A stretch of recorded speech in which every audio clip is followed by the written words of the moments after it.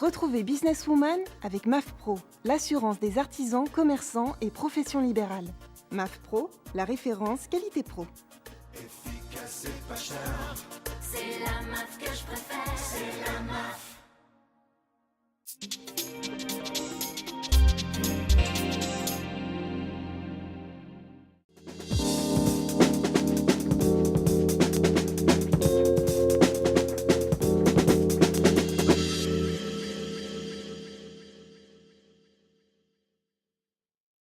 Bonjour à toutes et à tous, ravie d'être parmi vous pour ce nouveau numéro de Businesswoman, un programme dédié, vous le savez, à l'entrepreneuriat au féminin.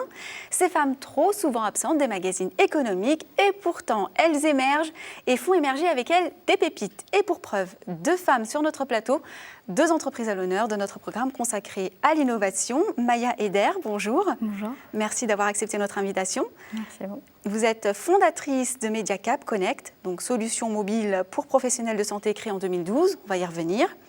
Et également Raphaël Merajowski. Menajowski, j'y étais presque. Fondatrice de Leverbiz, système permettant d'analyser les données marketing, permettant d'optimiser son rendement. On va commencer par vous, si vous le permettez. Est-ce que vous pouvez nous résumer concrètement votre activité ? Concrètement, c'est en fait assez simple. Leverbiz va aider les annonceurs, les sites internet, à analyser la performance des investissements marketing qu'ils réalisent en prenant l'internaute depuis sa recherche jusqu'à son achat. Donc on va regarder tout le cycle de l'internaute et on va analyser tous ses clics, tous ses comportements pour regarder là où il y a de la vraie performance et des leviers d'opportunité. Donc si j'ai bien compris, c'est vous qui espionnez donc nos manipulations sur Internet, nos connexions pour nous envoyer la publicité ciblée à chaque fois qu'on ouvre une page. Et voilà. Voilà, on a trouvé la coupable. Merci beaucoup Raphaël. Donc Maya Eder, est-ce que vous pouvez nous dire 2 mots sur votre solution à destination du monde médical ? Mediacap Connect est un éditeur logiciel dans le domaine de la santé. Donc nous commercialisons et concevons aussi le logiciel du dossier patient et de facturation qui fonctionne sur un support mobile, donc sur une tablette en l'occurrence, et qui est destiné aux professionnels de santé travaillant dans les cabinets libéraux, donc votre kiné, infirmière, etc. Alors comment vous est venue l'idée de créer ce concept assez innovant pour le monde médical, sachant que vous n'avez pas du tout travaillé dans ce secteur ? D'une part, c'était une idée qui germait en vous. Voilà, c'est ça. Et puis, je cherchais aussi une idée pour mon mémoire de fin d'études en école de commerce. Et donc ça, c'était une idée que je trouvais avec aujourd'hui mon associé Olivier Corlum. Et nous avons commencé à faire une étude de marché donc dans le cadre de mon mémoire. Et ensuite, il y avait l'entreprise qui était née de tout ça. Alors, j'imagine que d'ailleurs, ces secteurs innovants, il y a des ressources technologiques assez importantes à mettre en place. Comment, par exemple, Raphaël, vous travaillez concrètement sur le terrain ? À quoi ressemble votre quotidien ? C'est sûr que pour analyser tout le comportement de l'internaute avant sa prise de commande, il y a besoin de technologie. Il faut des outils puissants pour prendre la donnée là où l'internaute clique, donc que ce soit chez lui ou à son bureau ou en situation de mobilité, pour aller chercher toutes les informations sur où il clique, à quel moment, avec quelle offre marketing, intégrant les contraintes sur la durée des cookies, etc.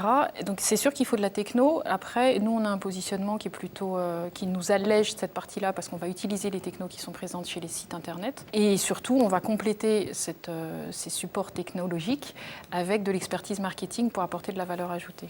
Donc vous travaillez avec des sous-traitants pour ce genre d'expertise ou vous... On utilise les technos qui sont déjà installés chez les annonceurs. D'accord, mais pas de société qui pourrait être éventuellement sous-traitante pour des données ou pour... Après, si vraiment les outils ne sont pas suffisants ou pas correctement installés, on va intervenir pour aider à mieux paramétrer tout ça et éventuellement recommander des sous-traitants. Mais en général, les entreprises ont déjà tout ça. Alors pour Mediacap Connect, est-ce que vous avez des concurrents sur le secteur ? Est-ce que vous avez analysé leur comportement avant de vous lancer vous-même ?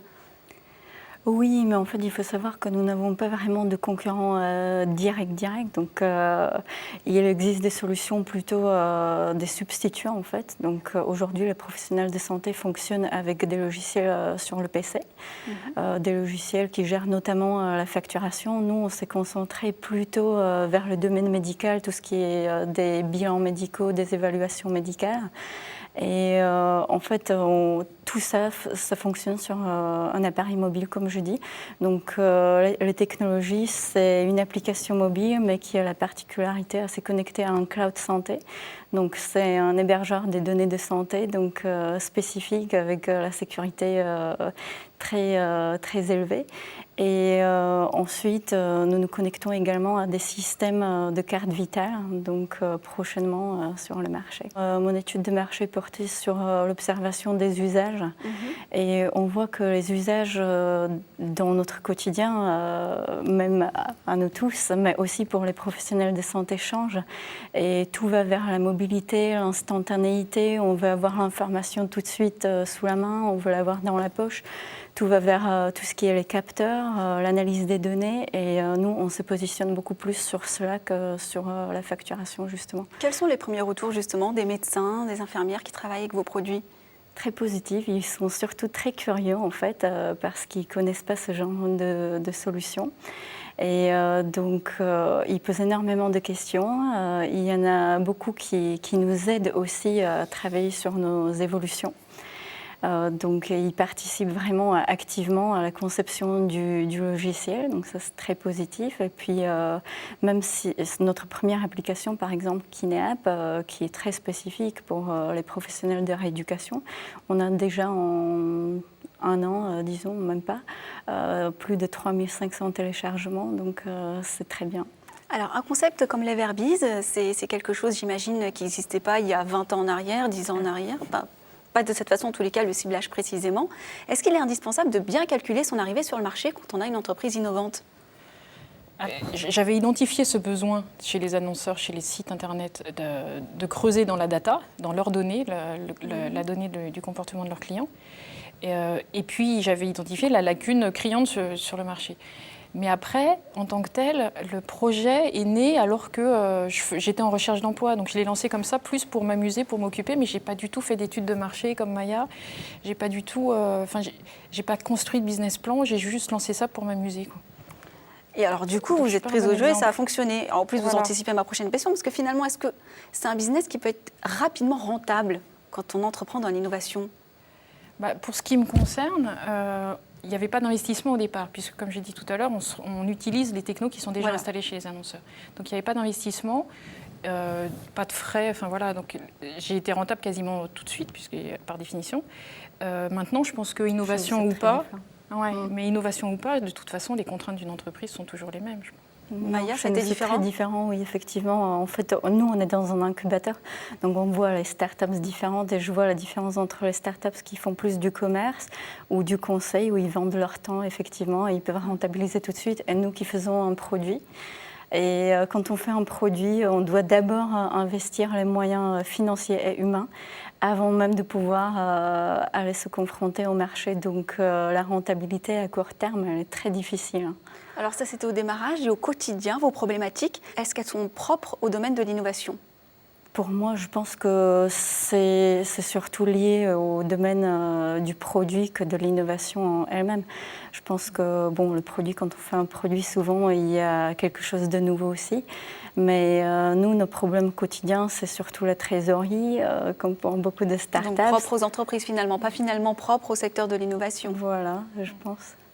Trouver des clients, les servir et exactement. Continuer à progresser. Et surtout trouver des équipes motivées et qu'on peut garder avec des moyens très limités quand même. Alors justement, vous parlez beaucoup de temps, de faire ceci, faire cela, mais on oublie que vous êtes maman toutes les deux. Comment vous arrivez à optimiser votre temps de travail avec une vie de famille à côté ? On y arrive. Je pense que ce qui m'aide beaucoup, c'est le soutien de mon mari qui s'investit beaucoup en tant que père. Et je dois dire énormément aussi mon associé qui est là pour m'épauler pendant les temps d'absence. Mais ce qui est bien quand on est entrepreneur, c'est qu'on a une certaine liberté. Donc il y a des moments intenses, certes, mais il y a aussi des moments où on est beaucoup plus libre de passer le temps avec nos enfants, je pense. Vous avez été incubée chez Paris Pionnière. Qu'est-ce que ça vous a apporté ? Est-ce que c'est quelque chose que vous conseilleriez aux femmes qui souhaitent entreprendre ? C'était une très belle expérience. Effectivement, nous étions accompagnés pendant 1 an et demi chez Paris Pionnière. Nous avons rencontré énormément d'entreprises, des femmes et des hommes aussi, très motivés et pleins d'énergie et d'idées. Et donc oui, je conseille notamment en phase de création. Maintenant, nous avons changé. Nous sommes chez Perrier Incubateur, incubateur Boussico, qui vient d'ouvrir tout juste. Et ce qui est aussi beaucoup plus centré sur tout ce qui est le domaine de la e-santé et du design qui nous sont très proches comme domaine. Raphaël, vous avez une double casquette parce que, en plus de votre structure, non contente d'avoir déjà beaucoup de travail, vous avez créé une association, pour le coup c'est pour la bonne cause, WebASSOC. Est-ce que vous pouvez nous en dire 2 mots ? Ça rejoint ce que disait Maya sur les enfants. C'est vrai que c'est des contraintes, mais au final, ça permet de travailler aussi dans un autre objectif et du coup d'apporter plus d'énergie au quotidien qui parfois, pour le boulot, peut être un petit peu difficile. Et donc WebASSOC, c'est une association qui réunit des compétents du web pour aider les associations à titre bénévole, les associations humanitaires ou caritatives, et du coup on les aide à mieux communiquer sur le digital. Donc on ne va pas sur le terrain, c'est elles qui s'en occupent, mais on essaye de les aider avec nos compétences sur le web. On peut donner l'adresse internet pour celles qui nous regardent et qui souhaiteraient justement Merci. C'est WebASSOC, W-E-B comme web, assoc, A2SOC.fr. Alors, quels conseils on pourrait donner, c'est la dernière question, aux femmes qui nous regardent, qui ont en tête un projet innovant et qui souhaiteraient le mettre en place ? Moi, mes conseils, c'est de s'associer avec quelqu'un parce que je pense que se lancer toute seule, c'est courageux. Se lancer à 2, c'est... Moi, mon expérience personnelle, c'est que c'était vraiment une belle aventure et qu'on peut avoir des compétences beaucoup plus complémentaires et ce qu'on ne sait pas faire, peut-être l'autre il sait le faire et aussi quand c'est des fois difficile, l'autre personne peut nous remotiver un tout petit peu parce que les moments difficiles on en a, mais on a aussi beaucoup de beaux moments, sinon on ne le ferait pas. Et puis je conseille notamment d'investir énormément de temps dans la constitution de l'équipe. C'est vraiment quelque chose de très très important et qui nous fait tenir et qui nous fait aussi réussir. La compétence, c'est le maître mot pour l'innovation. Pas seulement, ce sont des personnes motivées. Raphaël, un petit conseil ? Je rejoins Maya sur le fait que c'est important de savoir s'entourer, pas forcément en termes d'association ou pas, mais savoir s'entourer. Mais après, il y a des personnes qui réussissent seules aussi, qui sont meilleures seules. Du coup, le conseil qui est peut-être le meilleur, d'après moi, c'est d'être fidèle à ce qu'on est. Donc, si on a besoin d'être entouré, on s'entoure. Si on a besoin d'être seul, libre, autonome, on ne s'entoure pas. Ce seront les mots de la fin. Merci à toutes les deux pour vos entreprises innovantes. Merci à vous de nous avoir suivis. Vous pouvez retrouver cette émission sur ellesentreprenent.fr, sur WeDoBiz, mais aussi sur Demain. Quant à moi, je vous retrouve dans un prochain numéro de Businesswoman.